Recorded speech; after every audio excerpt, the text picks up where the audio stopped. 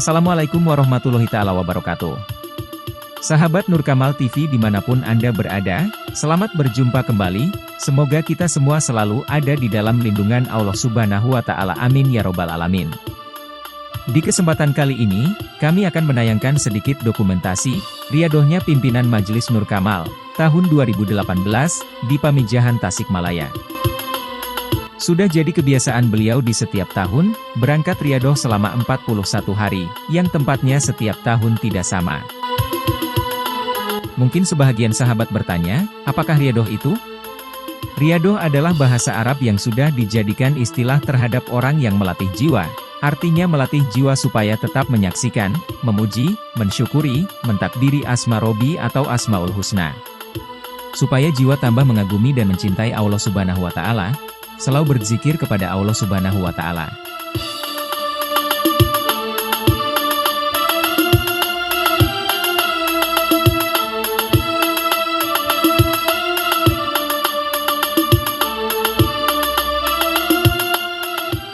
Inilah dokumentasi di hari pertama, riadohnya pimpinan Majelis Nur Kamal. Dikala berwudu di pelataran Masjid Wakaf. Suasana terlihat lengang, tidak ada orang. Yang biasanya selalu ramai dengan pengunjung.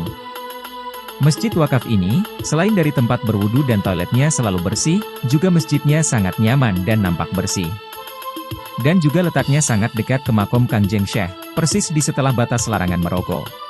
Untuk sahabat yang pernah ziarah ke Pamijahan, pasti sudah mengetahui bahwa menurut aturan adat yang ada kaitan dengan sejarah, di Pamijahan Tasikmalaya ini khususnya di sekitar radius 300 meter dari makom Kangjeng Syekh, dilarang merokok. Maka ada batas larangan merokok yang ditandai oleh plang bertuliskan batas dilarang merokok. Larangan ini masih berlaku sampai sekarang. Dan kalau ada yang sengaja melanggar, suka langsung berakibat.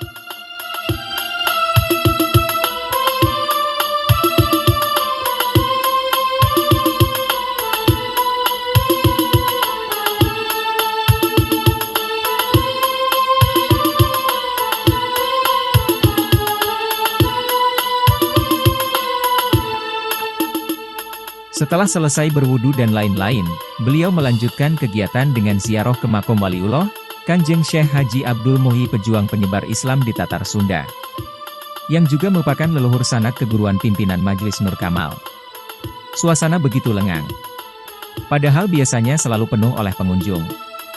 Memang di antara yang sering jemaah Nur Kamal saksikan jika ikut ziarah ke Waliullah dengan beliau, suasana seringkali seperti itu.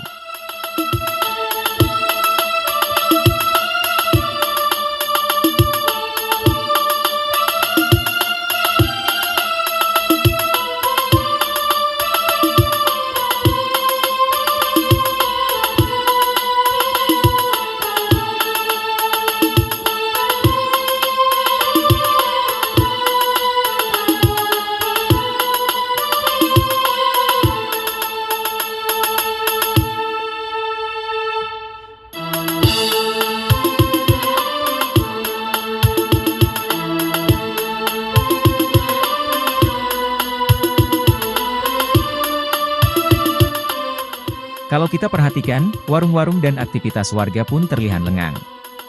Dimana cukup membuat heran, karena tidak seperti biasanya. Inilah tangga menuju makom Kanjeng Syekh. Yang di dalam aturan adat harus melepas alas kaki, sandal atau sepatu. Kelihatannya di atas atau di makom lagi kosong karena kelihatan dari tidak adanya sandal di bawah.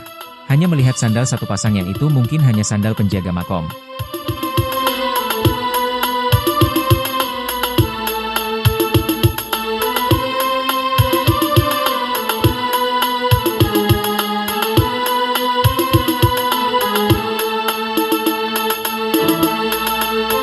Hampir seharian beliau berada di dalam komplek makom, karena di dekat komplek makom ada masjid juga tempat berwudu. Sekitar sehabis sholat Isya barulah beliau keluar dengan menuruni tangga yang suasananya masih kelihatan sepi dan kosong.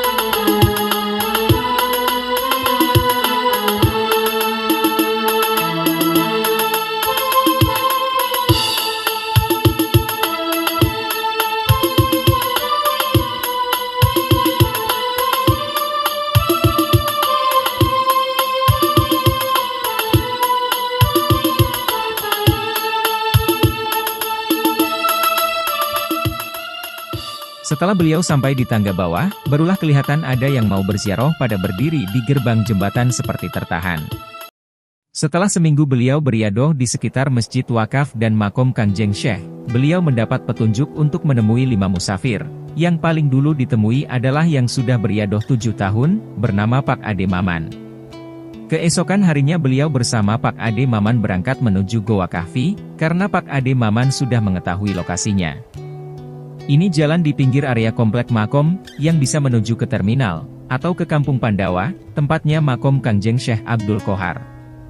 Beliau pakai jalan ini karena Goa Kahfi letaknya di arah jalan ke Pandawa.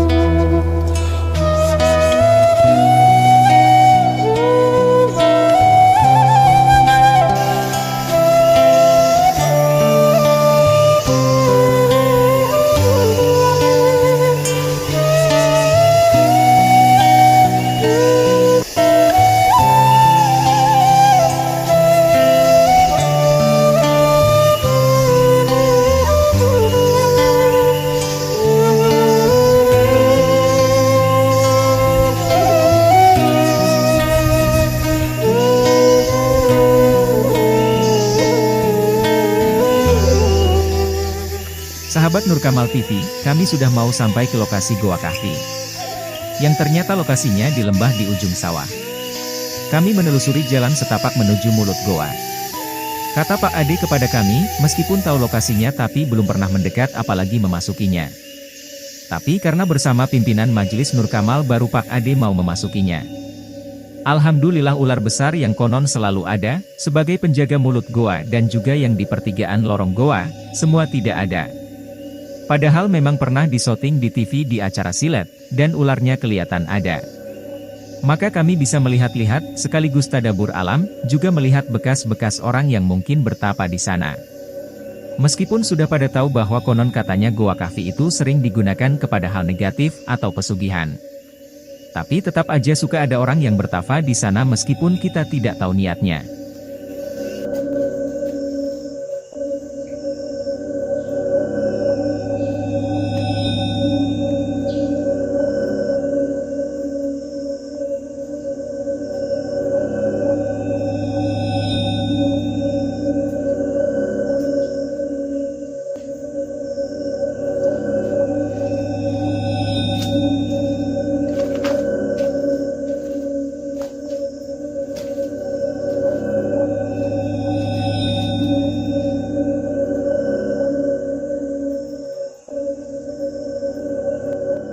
Beliau hanya sebentar berada di Goa Kahfi, karena hanya sekedar ingin tahu. Maka setelah dirasa cukup, beliau bersama Pak Ade kembali ke wilayah Makom Kangjeng Syekh.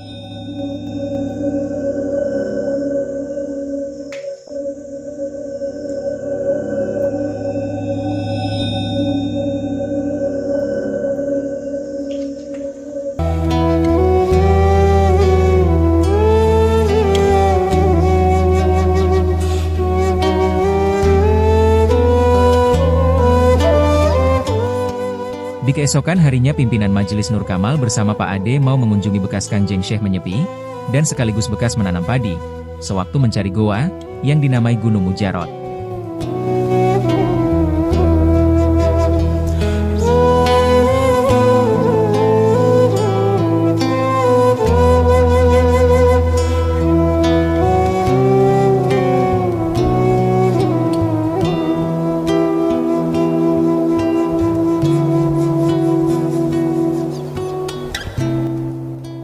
Kemudian di perjalanan, melaksanakan dulu sholat duhur di majelis gelar. Dan di majelis itulah pimpinan Majelis Nur Kamal bertemu Pak Ali, orang yang memang harus ditemui yang sudah riadoh 2 tahun. Setelah berbincang dengan Pak Ali, lantas melanjutkan lagi perjalanan menuju Gunung Mujarot.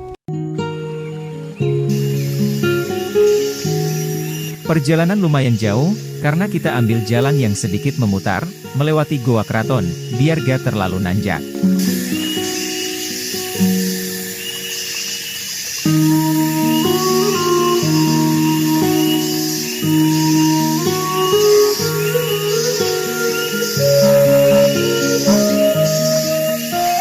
Sahabat Nur Kamal TV, inilah lokasi pelataran Goa Keraton di sebelah kanan yang kelihatan bersih. Saat ini beliau lewati dulu, karena nanti sepulang dari Gunung Mujarot baru beliau akan masuki.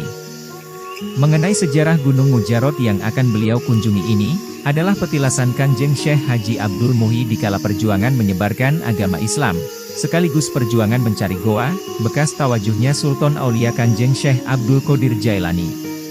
Di dalam buku sejarah Kanjeng Syekh Haji Abdul Muhyi Pamijahan, diceritakan bahwa suatu ketika, sepulang dari Tanah Suci, Kanjeng Syekh Haji Abdul Muhyi menerima petunjuk dari gurunya, untuk pergi mencari goa bekas tawajuhnya Sultan Aulia, di Tatar Sunda. Yang letak persisnya bisa diketahui lewat cara menanam padi. Jika di suatu tempat menanam padi hasilnya sesuai benih yang ditanam, misal menanam 7 biji hasilnya pun 7 biji, maka disitulah letak goa tersebut. Maka setelah perjalanan panjang mengunjungi dan mencoba menanam padi di berbagai daerah, hasilnya belum kunjung ada yang sesuai ciri, meskipun berhasil menyebar luaskan serta mengajarkan ilmu agama Islam di setiap daerah yang dikunjungi. Maka suatu ketika sampailah ke daerah Lebaksio. Kanjeng Syekh bermukim di Lebaksio mendidik para santrinya juga terus berdakwah menyebarluaskan agama Islam. Dan sambil terus mencari goa yang dicari lewat cara menanam padi. Suatu ketika di tengah perjalanan mencari goa, Kanjeng Syekh beristirahat di suatu tempat, dan Kanjeng Syekh merasakan kenyamanan yang luar biasa. Maka dari saat itu Kanjeng Syekh sering sengaja mengunjungi tempat tersebut. Dan karena setiap di tempat tersebut selalu merasakan kembalinya rasa kepada ketentraman ketenangan, maka tempat tersebut beliau namai Gunung Mujarot. Suatu ketika Kanjeng Syekh teringat untuk mencoba menanam padi di tempat tersebut. Dan setelah beberapa waktu, Kanjeng Syekh berkunjung lagi ke Gunung Mujarot, dan menemukan padi sudah berbuah. Dan alangkah terkejut bercampur bahagia karena buahnya persis jumlah benih yang ditanam. Maka yakinlah bahwa goa yang dicari berada di tempat tersebut. Begitu Kanjeng Syekh melihat ke bawah lembah, banyak burung-burung yang keluar dari bawah jurang, dan berbunyi seperti memanggil. Maka dengan sangat gembira Kanjeng Syekh segera turun ke bawah lembah. Dan alhamdulillah goa yang selama ini dicari akhirnya ketemu. Yang sekarang dinamai Goa Safarwadi. Inilah tempat petilasan Kanjeng Syekh Haji Abdul Muhyi. Ini batu yang suka dipakai tempat sholat, dan pohon calincing atau belimbing kecil di pinggir batu ini konon katanya tongkat yang tertinggal dan jadi tumbuh besar.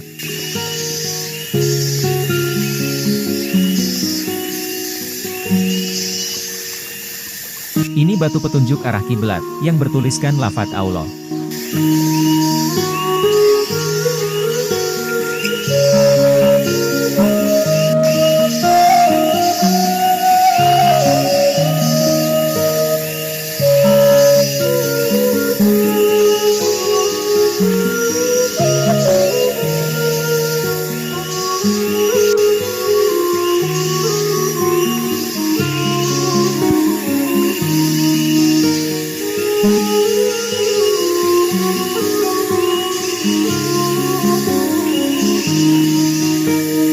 Setelah beberapa saat di tempat petilasan Kanjeng Syekh, kemudian pulang kembali lewat jalan yang sama dan akan sekalian memasuki Goa Keraton.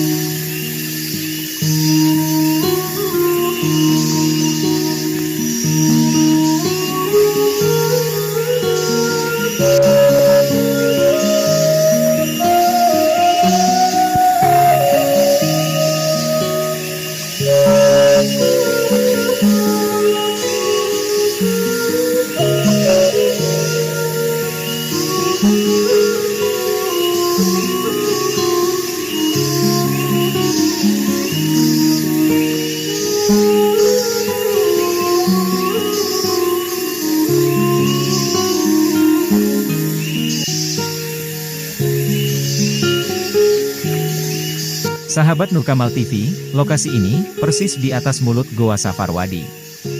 Dan bangunan putih yang kelihatan itu adalah masjid di depan mulut Goa Safarwadi.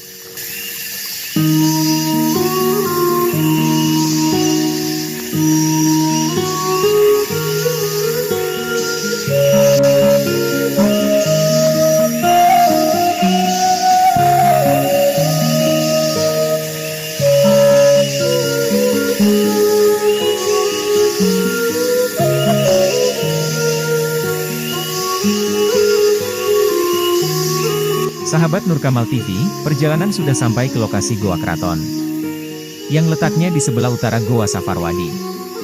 Pak Ade dan pimpinan majelis langsung menuju mulut Goa Keraton, yang ada di bawah. Suasana begitu sunyi, sepi, walaupun siang hari.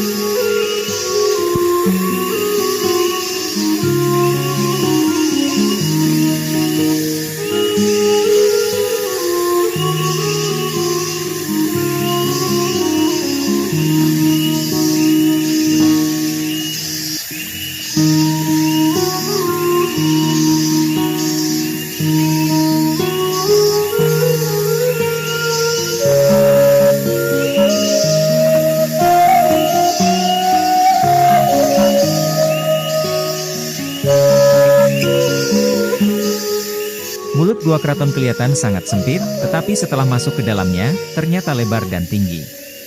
Hingga terasa berada di keraton, karena dilengkapi juga dengan adanya batu yang seperti singgasana raja.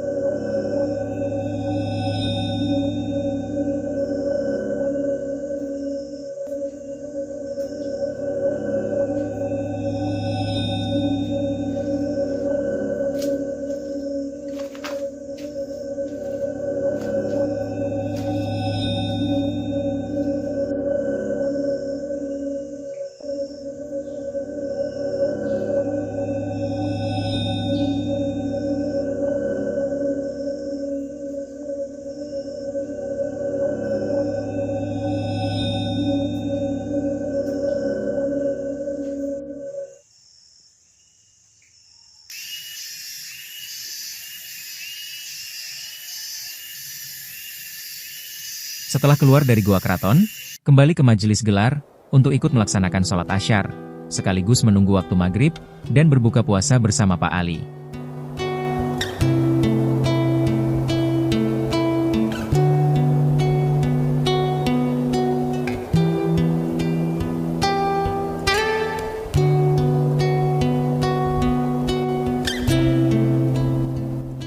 Keesokan harinya, pimpinan majelis memutuskan untuk berpindah tempat riadohnya, dari makom Kanjeng Syekh, ke majelis gelar yang letaknya dekat Gua Keraton, dekat juga ke daerah Pamasalahan. Sedikit cerita tentang sosok Pak Ali, beliau telah beriadoh sekitar 2,5 tahun, dan karena kehabisan bekal, beliau hanya makan dedaunan dari hutan. Maka dengan pimpinan pindah ke majelis gelar, Pak Ali bisa sekalian makan yang normal.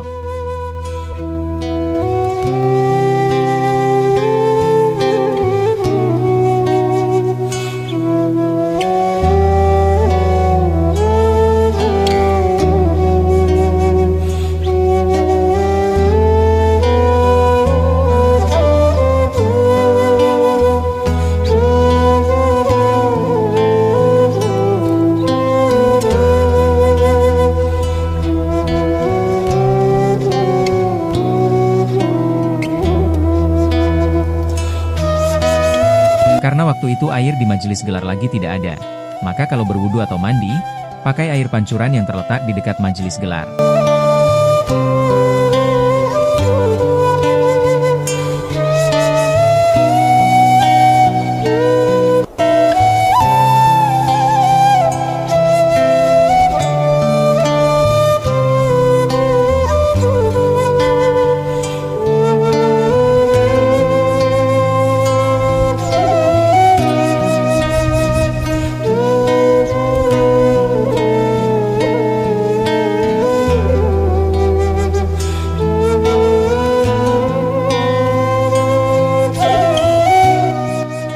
Setelah berada di majelis gelar, suatu hari pimpinan bersama Pak Ade mau beriadoh di Goa Safarwadi. Sedangkan Pak Ali tidak ikut, beliau menunggu di majelis. Lagi-lagi suasana Gua Safarwadi begitu lengang, padahal biasanya selalu ramai pengunjung. Selama beliau berada di dalam goa, tidak ada orang sama sekali. Setelah beliau keluar, baru ada warga yang mau nyebrang lewat jalan goa.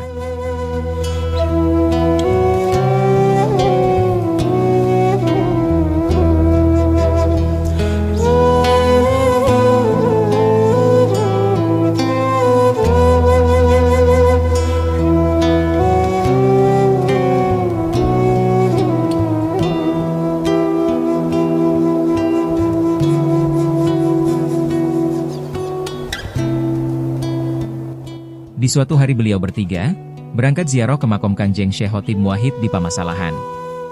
Suasana lagi-lagi sangat sepi, sama sekali tidak ada peziarah lain. Berangkat dari majelis sekitar habis Isya, dan pulang, di setelah pagi.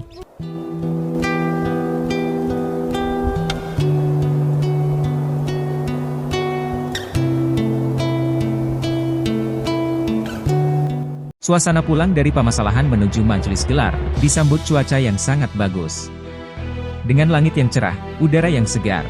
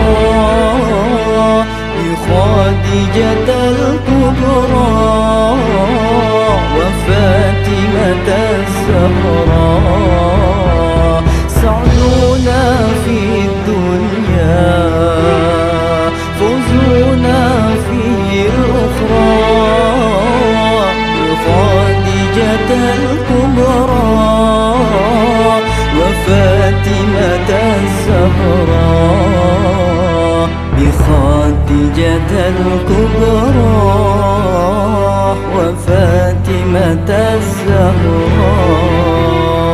سعدنا في الدنيا فوزنا في الأخرى بخديجة الكبرى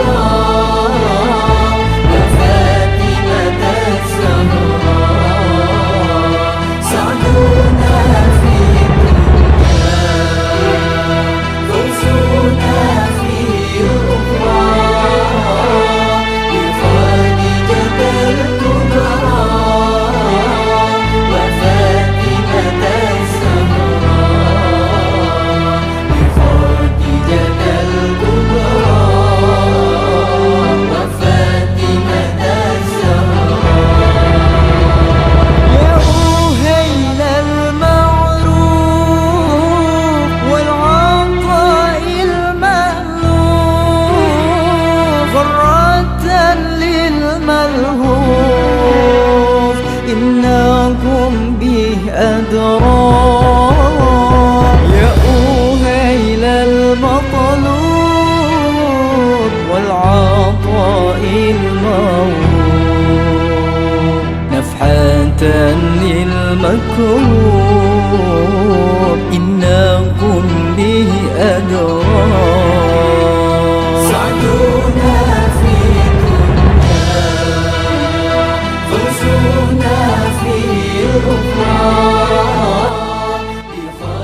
Di perjalanan Pak Ade sempat berbincang sebentar dengan Pak RT Nono yang memegang kunci majelis gelar. Yang memang rumahnya atau warungnya berada di jalan pulang menuju majelis gelar. فوزنا في الأخرى بخديجة الكبرى وفاطمة الزهراء. بخديجة الكبرى وفاطمة الزهراء. أهل بيت المختار علينا المقدار اشفعوا للمختار إنكم به أدرى. يا أهل بيت الهادي قدوتي وسيادي أجزيلوا لي سادي إنكم به أدرى. سعدنا في الدنيا فوزنا في الأخرى بخديجة الكبرى وفاطمة الزهراء. سعدنا في الدنيا فوزنا في الأخرى بخديجة الكبرى وفاطمة الزهراء. بخديجة الكبرى وفاطمة الزهراء.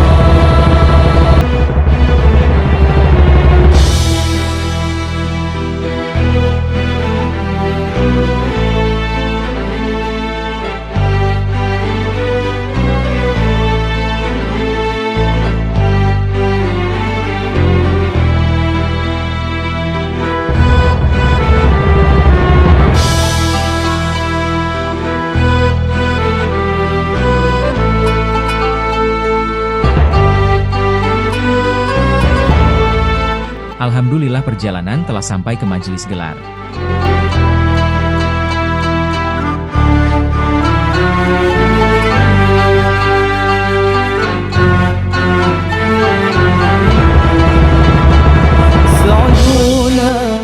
Setelah sore, nampak Pak Ade lagi memasak di samping luar majelis gelar untuk berbuka puasa bersama. بخديجة الكبرى وفاطمة الزهراء. سعدنا في الدنيا. Inilah sedikit dokumentasi berbuka puasa dengan makanan seadanya. خديجة الكبرى وفاطمة الزهراء بخديجة الكبرى وفاطمة الزهراء سعدنا في الدنيا فوزنا في الأخرى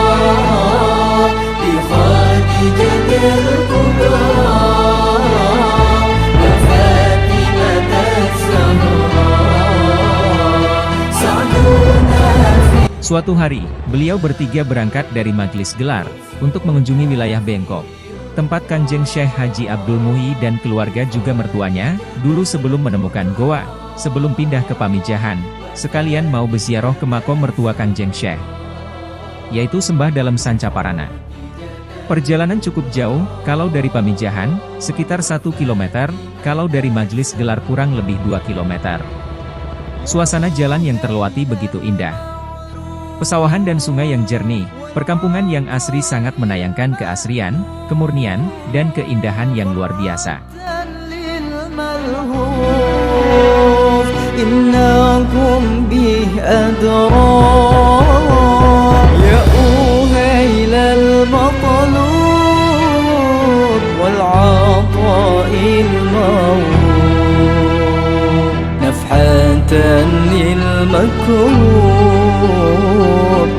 إنكم به أدرى سعدنا في الدنيا فوزنا في الأخرى بخديجة الكبرى وفاطمة الزهراء سعدنا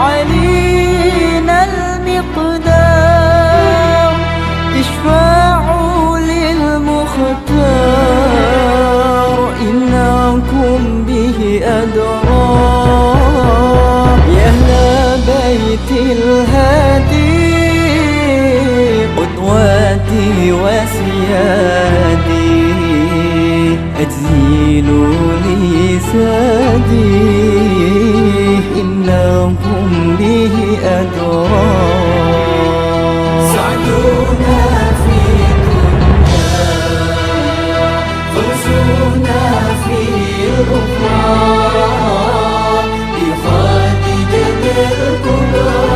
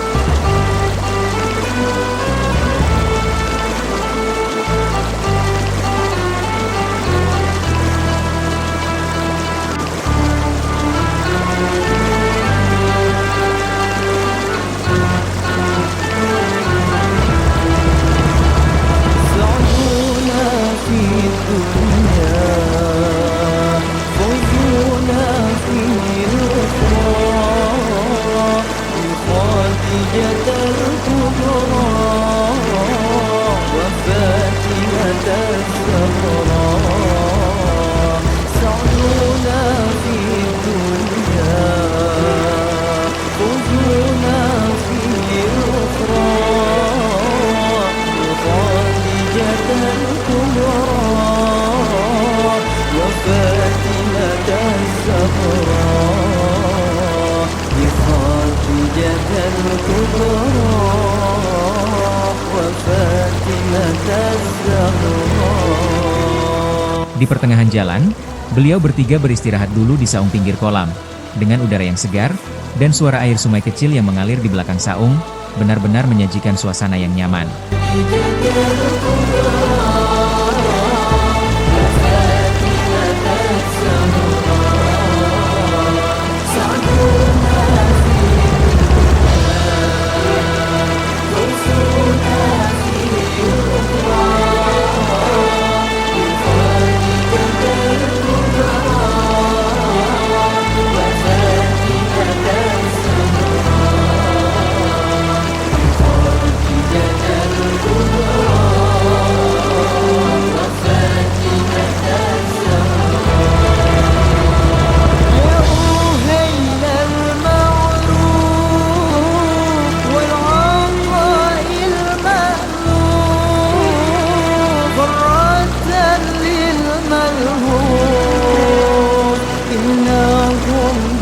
Setelah dirasa cukup beristirahat, lantas beliau bertiga melanjutkan perjalanan menuju wilayah Bangkok yang sudah dekat.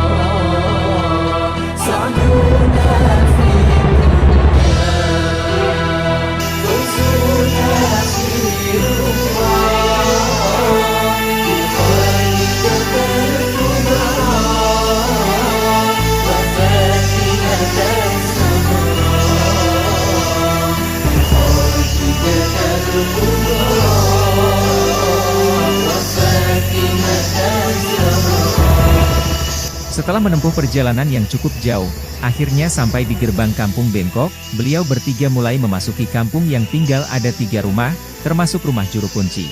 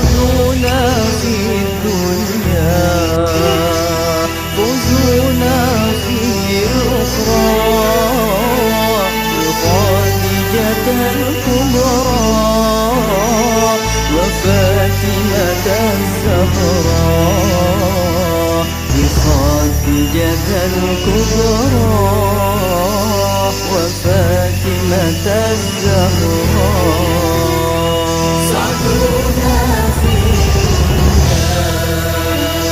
فوزنا في الأمراء بخاتمة الكبرى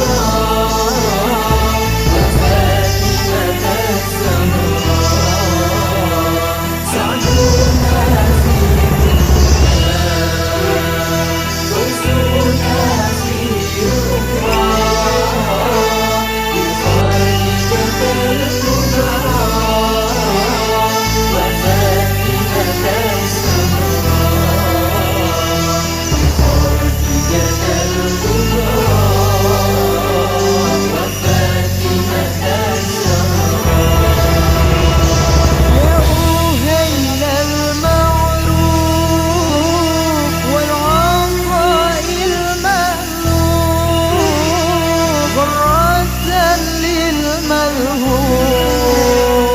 إنكم به أدراك يا أهيل المطلوب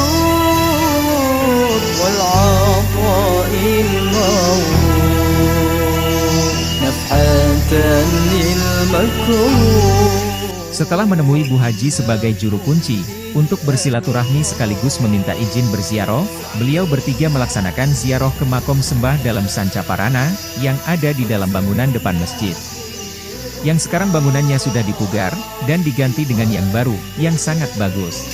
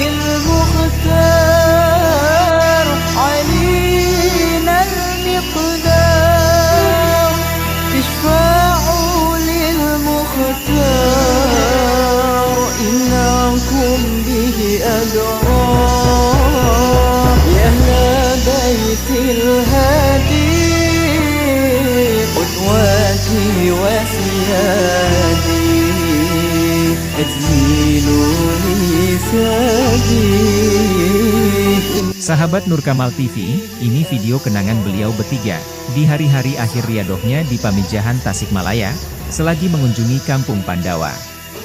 Dengan tujuan berziarah ke makom Syekh Abdul Qohar.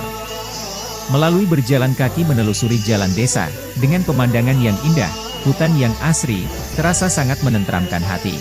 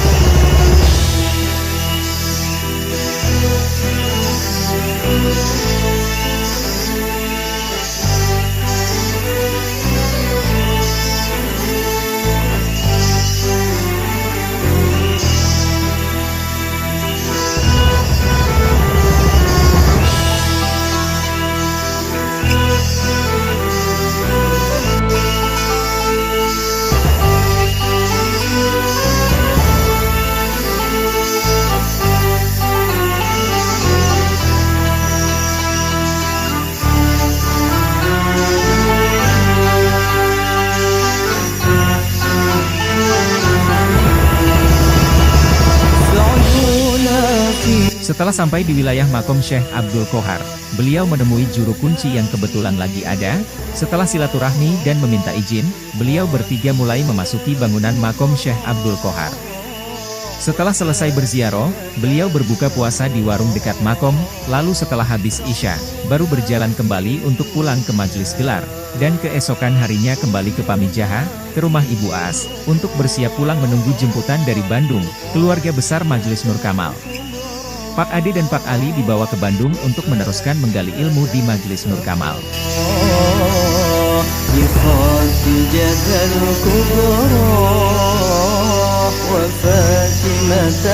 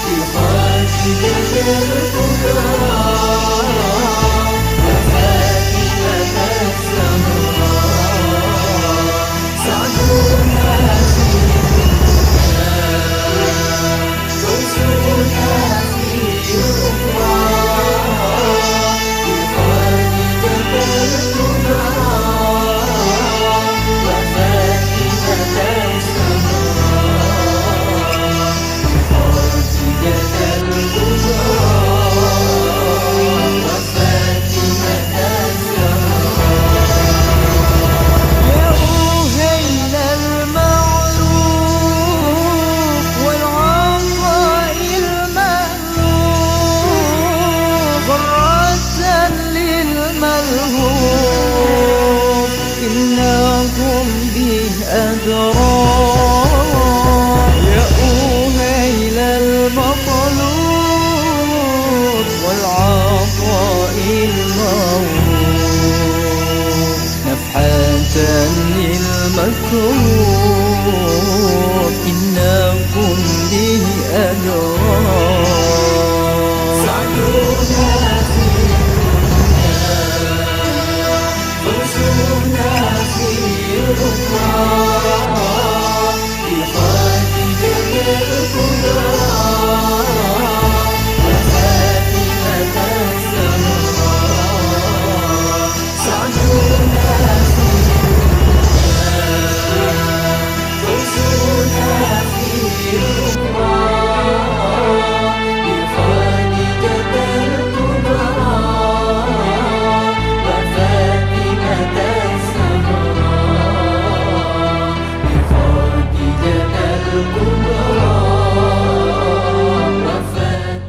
Inilah kenangan sepulang Riyadhah, kala berkumpul di Majelis Nur Kamal dengan sebagian jemaah. Demikianlah dokumentasi Riyadhahnya pimpinan Majelis Nur Kamal. Semoga ada manfaat, amin ya robbal alamin.